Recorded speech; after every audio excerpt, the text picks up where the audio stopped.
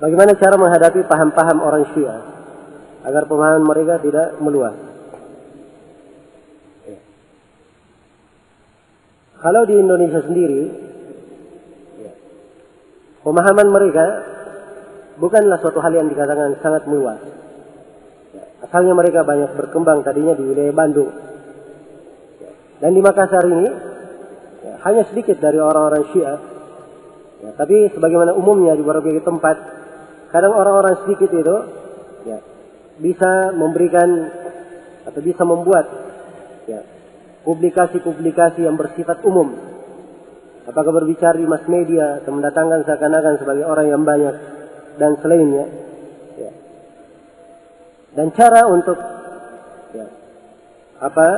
menghadapinya suatu hal yang dimaklumi sebagaimana seluruh masalah yang ada di tengah kaum muslimin yang terkait dengan adanya orang-orang atau pihak-pihak yang memasukkan pemahaman-pemahaman yang keliru, maka perlu diterangkan kekeliruan pemahaman tersebut.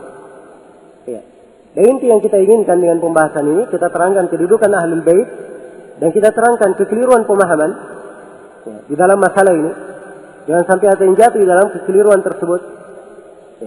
Atau jangan sampai ada yang tertipu dengan orang yang kadang berbicara dengan lisan cinta kepada Ahlul Bait, tapi hakikatnya tidak seperti itu.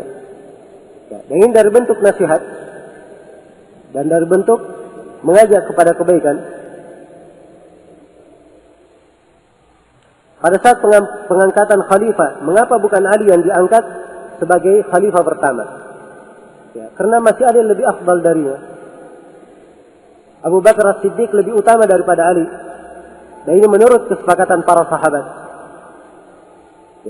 Dan Umar bin Khattab lebih utama dari Ali. Dan ini juga menurut kesepakatan para sahabat termasuk Ali sendiri. Adapun Utsman dan Ali, kebanyakan sahabat lebih mendahulukan Utsman. Adapun bai'at, sepakat sahabat membaiat Utsman sebelum Ali. Sebab ketika Umar memilih 6 orang dari Dewan Syura,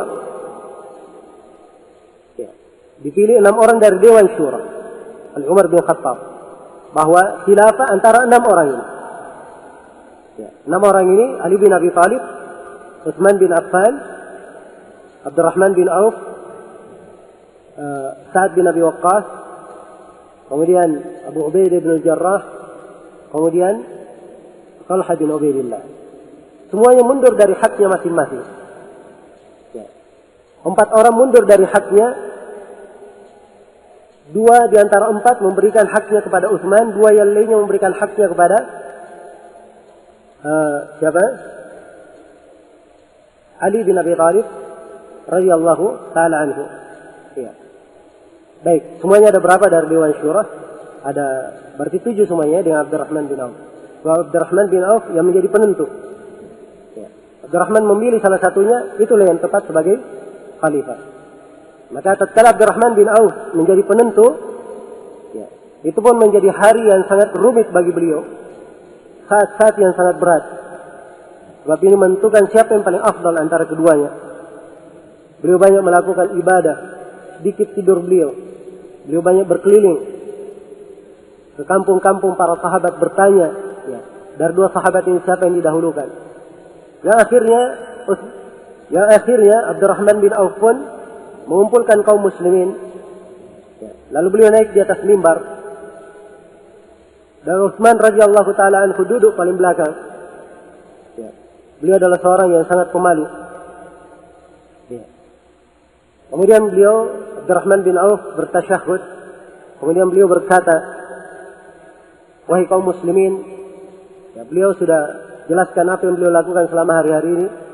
Dan kata beliau, saya tidak melihat bahwa tidak ada yang lebih afdal dari kita selain daripada Utsman bin Affan. Maka berdirilah wahai Utsman. Maka Utsman pun radhiyallahu taala anhu berdiri. Lalu beliau dibaiat oleh seluruh para sahabat yang hadir, termasuk Ali bin Abi Thalib membaiatnya.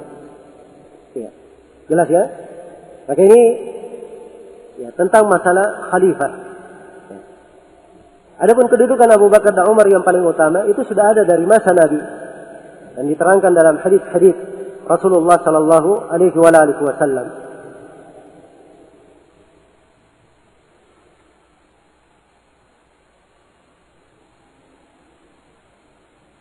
Apa benar pada akhir hayat Fatimah radhiyallahu taala anha mempunyai masalah kepada Abu Bakar As-Siddiq sampai akhirnya Fatimah radhiyallahu anha oleh Abu Bakar tidak diperkenankan melihat kuburan Fatimah. Ini dari kedustaan orang-orang Syiah. Ya.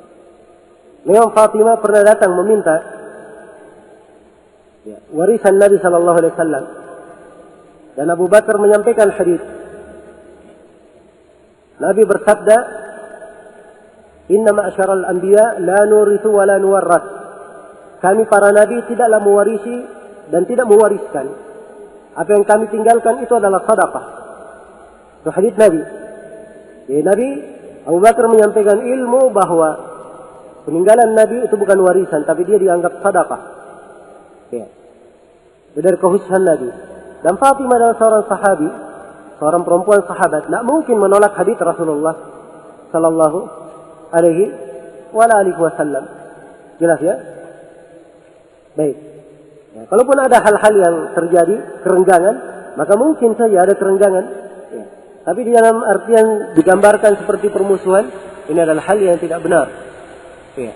Saya sudah terangkan tadi bagaimana Abu Bakar kedekatannya dengan anak-anak Ali radhiyallahu taala anhu. Hubungannya dengan Ali juga sangat baik. Ya. Dan sangat banyak sekali Abu Bakar meminta pertimbangan dari Ali di berbagai perkara. Ya. Menunjukkan bahwa hubungan adalah hubungan yang baik.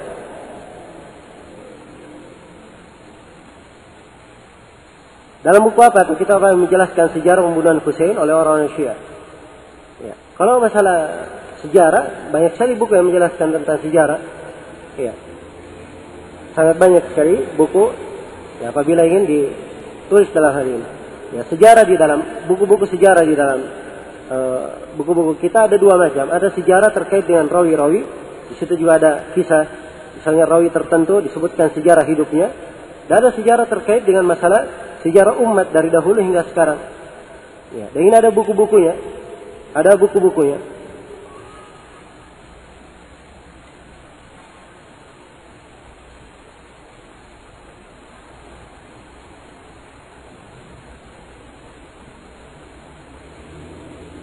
Apa hukum mencela sahabat?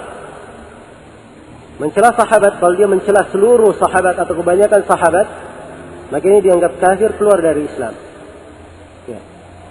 Adapun kalau dia mencela satu atau dua orang sahabat, ini ada silang pendapat di kalangan para ulama, dan banyak dari para ulama mengkafirkan orang yang mencela sahabat Rasulullah sallallahu alaihi wasallam. So, kalau dia mencela sahabat, itu artinya dia telah mendustakan ayat-ayat Al-Quran dan hadis Rasulullah yang memuji para sahabat. Ya, siapa yang mencela seorang sahabat saja, itu artinya dia telah membuka pintu kehancuran untuk agama.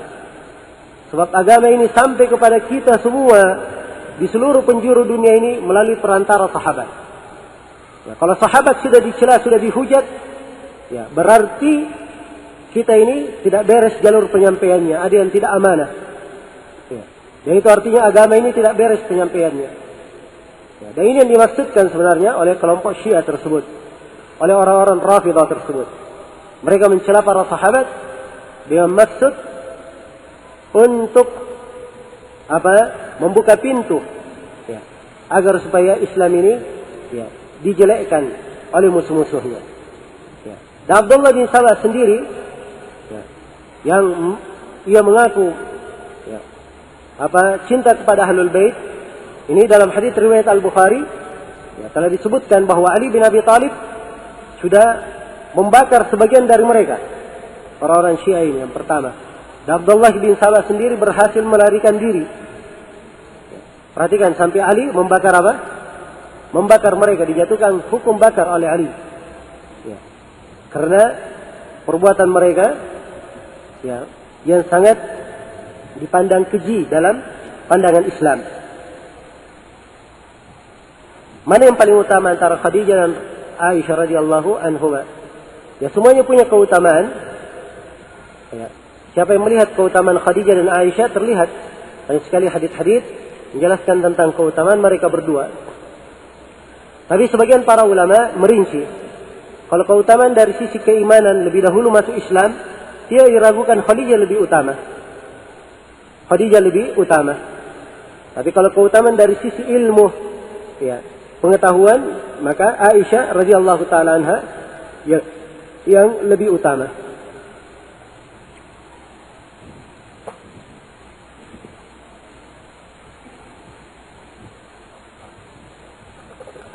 Dalam periwayatan hadis, Fatimah termasuk yang sedikit meriwayatkan hadis. Hal ini membuat orang-orang Syiah sakit hati kepada Abu Hurairah. Ya, kenapa sakit hati? Ya, itu keutamaan Allah berikan kepada siapa yang Allah kehendaki. Dan Allah memudahkan seseorang. Ya, kadang tidak dimudahkan untuk orang lain.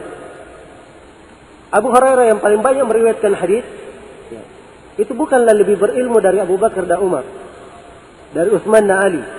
Khulafaur Rasyidin ini lebih berilmu daripada Abu Bakar. Tapi kenapa hadis-hadis Abu Hurairah lebih banyak? Ya. Jawabannya karena memang Abu Hurairah radhiyallahu taala anhu, beliau memang banyak konsentrasi dalam menyampaikan hadis. Sedangkan para sahabat yang lainnya, mereka ada konsentrasi di hal-hal yang lainnya, sebagai pimpinan negara, sebagai pemuka sahabat dan seterusnya. Jelas ya? Ya. Dan Abu Hurairah sendiri pernah ditanya, wahai Abu Hurairah, kenapa engkau terlalu banyak hafal hadis? Ya. Maka Abu Hurairah bercerita, beliau berkata bahwa saya bermulazamah dengan Rasulullah, terus bersama Nabi, walaupun saya dalam keadaan kelaparan, sampai kadang saya mengganjal perutku dengan batu, supaya lapar itu terasa. Supaya bisa dekat saja dari Nabi dan mengambil ilmu. Adapun banyak sahabat beliau terangkan sibuk dengan pasar dan seterusnya. Maka suatu hari Nabi berkata, siapa yang menghamparkan ridanya dan mendengarkan hadis dariku, kemudian rida itu dia tutup ke dadanya, dia tidak akan lupa lagi hadis dari saya. Dan waktu itu yang hadir cuma Abu Hurairah. Maka Abu Hurairah yang mendapatkan keutamaan itu. Nabi menyampaikan hadis, setelah itu beliau genggam ke dadanya, kata Abu Hurairah, setelah itu tidak satu huruf pun yang saya lupa. Ya. Dan ini terbukti hafalan beliau radhiyallahu taala anhu. Dalam biografinya disebutkan bahwa sebagian orang menguji Abu Hurairah. Abu Hurairah diundang ke rumahnya. Ya.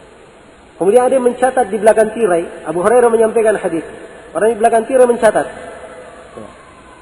Tahun depannya Abu Hurairah kembali diundang. Kemudian diminta menyampaikan hadis-hadis yang sama.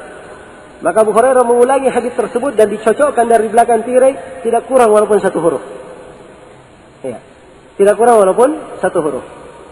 Ya. Dan ini dari keutamaan beliau. Ya. Kenapa orang-orang Syiah sangat benci kepada Abu Hurairah? Sebab Abu Hurairah ini sangat banyak meriwayatkan hadis yang menjelaskan, yang hadis-hadis ini semuanya menjelaskan kebatilan kelompok Syiah. Ya. Karena itulah mereka dari masa ke masa menghujat Abu Hurairah hingga hari ini. Demikian pula di masa dahulu mereka menghujat Imam Az-Zuhri. Sebab ini imam perputaran hadis pada masa beliau. Ya. Ribuan riwayat di atas Imam Az-Zuhri perputarannya. Adapun ulama semuanya sepakat akan keutamaan Abu Hurairah dan Az-Zuhri, tidak ada silang pendapat. Tidak ada silang pendapat.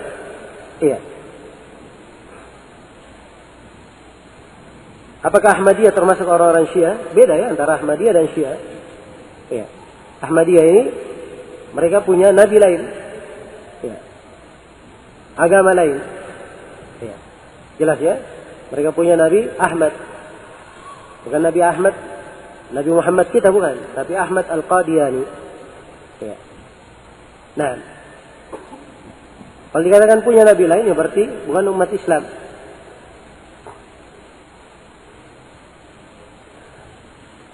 Bagaimana dengan buku tentang pendekatan Syiah dan Ahli Sunnah yang ditulis oleh Quraisy Shihab? Ini buku pernah kita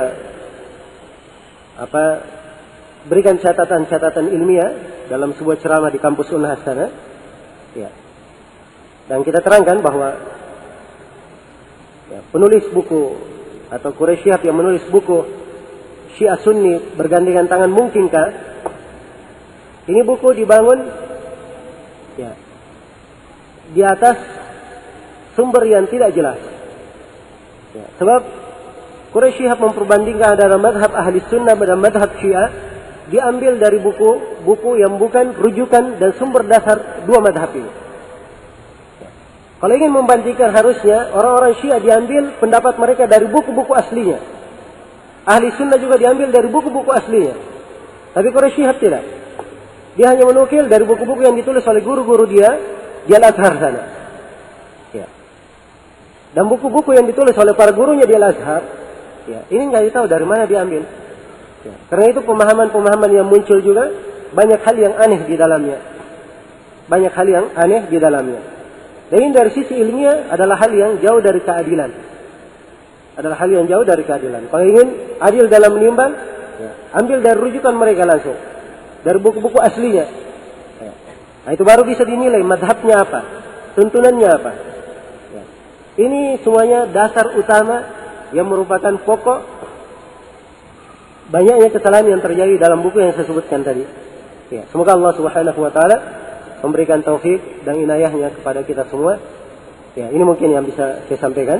Dan saya berharap mudah-mudahan apa yang kita terangkan pada siang hari ini ada manfaatnya untuk seluruh hadirin, membuka hati-hati kita dengan makna keimanan dan ketakwaan cinta kepada Ahlul Bait Rasulullah sallallahu alaihi wasallam dengan makna yang benar, hal yang hakiki, dan semoga Allah Subhanahu wa taala memberikan kepada kita semua keimanan yang jujur untuk cinta kepada seluruh para sahabat. Sebab seorang mukmin sejati dia tidak ada memendam kedengkian kepada siapapun dari sahabat Nabi. Allah sifatkan orang-orang yang beriman di dalam firman-Nya. Walladzina ja'u min ba'dihim yaquluna rabbana ighfir lana wa li ikhwanina alladhina sabaquna bil iman wa la taj'al fi qulubina ghillan lil ladzina amanu rabbana innaka raufur rahim. Orang-orang yang datang setelah mereka. Jadi ini ayat di surah Al-Hasyr. Sebelumnya disebutkan sahabat dari Muhajirin, sahabat dari Al-Ansar. Ya, kemudian Allah berfirman orang-orang yang datang setelah mereka. Mereka berkata, wahai Rabb kami, ampunilah kami dan saudara-saudara kami yang mendahului kami dengan keimanan. Perhatikan lisan mereka, semuanya menyebut kebaikan. Orang-orang terdahulu mereka dari sahabat, mereka sebut dengan kebaikan. Didoakan dengan kebaikan. Kemudian mereka juga berdoa, wala taj'al fi qulubina ghillan lil ladzina amanu. Dan janganlah engkau menjadikan ada kedengkian di dalam hati kami terhadap orang-orang yang beriman. Hanya orang yang beriman. Ya. Maka siapa yang melihat ada seseorang lisannya menyentuh kehormatan para sahabat, menjelekkan para sahabat, atau di dalam hatinya ada kebencian kepada siapapun dari para sahabat, maka ini adalah alamat kejelekan. Alamat kejelekan. Karena itu kata Abu Zur'a Ar-Razi rahimahullahu taala, man intaqafa ahadan min ashabi Rasulillah sallallahu alaihi wasallam fahuwa zindiq. Ya. Yustatab wa illa qutil. Kata beliau, siapa yang mencerca atau merendahkan salah seorang dari sahabat Nabi, maka dia ini adalah zindiq, seorang yang munafik. Diminta taubat. Kalau tidak, pemerintah hendaknya memenggal lehernya. Ya, ini hukum yang diterapkan ya oleh ulama Islam terhadap orang yang melanggar kehormatan para sahabat Rasulullah. Karena sahabat Rasulullah, walaupun mereka manusia biasa, ya tidak maksum dari dosa, tapi tidak boleh para sahabat itu dicela dan tidak boleh para sahabat itu dijelekkan. Ya, bahkan kita harus menyebut mereka dengan kebaikan. Kata Nabi sallallahu alaihi wasallam, "La tasubbu ashabi, law anna li ahadikum mithla Uhudin dhahaban fa anfaqahu fi sabilillah." Ya, ma balagha mudda ahadihim wala nasifa. Jangan kalian mencela para sahabatku.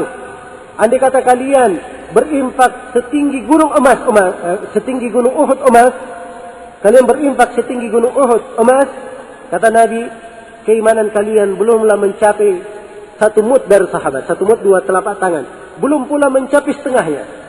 Jangankan satu mud, setengahnya saja tidak mencapai keimanan para sahabat radhiyallahu taala anhum. Ya, karena itulah kita wajib memuliakan mereka, cinta kepada mereka. Karena mereka lah kita mendapatkan hidayah. Kalau kita merasa nikmat dengan Islam yang kita dapatkan, itu adalah jasa-jasa mereka dan mereka mendapatkan aliran pahalanya. Karena mereka yang membawa Islam ini kepada kita semua.